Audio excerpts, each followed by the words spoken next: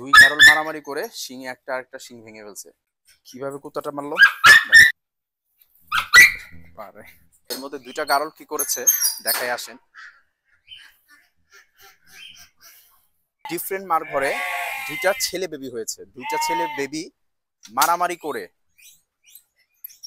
একজন আরেকজনের শিং ভেঙে ফেলছে।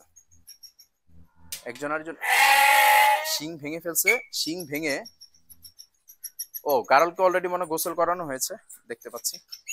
তো যেহেতু গরম ছিল, ওই দেখেন কি অবস্থা। ক্যামেরাটা আমি তো সামনে থেকে দেখাই, সামনেতে যেতে ভয় লাগে। এটা আবার শিং টিং মানে তো ওই যে দেখেন কি অবস্থা।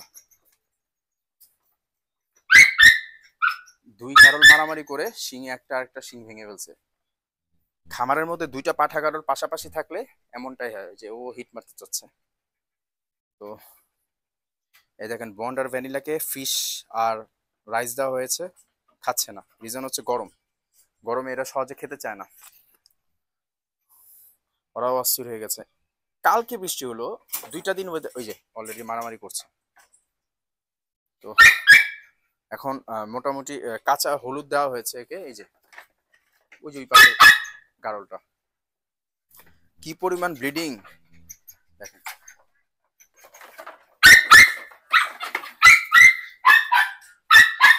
এখন প্রতিদিন একে কাঁচা হলুদ দিয়ে রাখতে হবে, না তো ওই জায়গাটায় এই যে এই গারলটা ওই যে শিং ছিল, এই পাশে শিংটা আছে, ওই পাশে শিংটা ভেঙে ফেলেছে। কিভাবে গুতাটা মারলো, কিভাবে গুতা মারে দেখছেন। এভাবে গুতাগুতি করে শিংটা ভেঙে ফেলছে।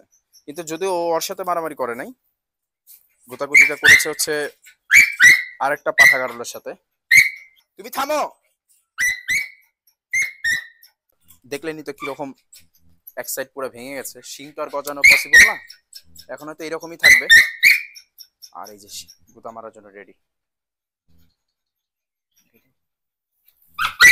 পারে। তো শিকলদা বাঁধা, নাহলে ও জানে ও শিকলদা বাঁধা বেশি দূর আসতে পারবে না। তো কত ধরনের প্রবলেম প্রতিদিন আমাদের ফেস করতে হয়, কত ধরনের।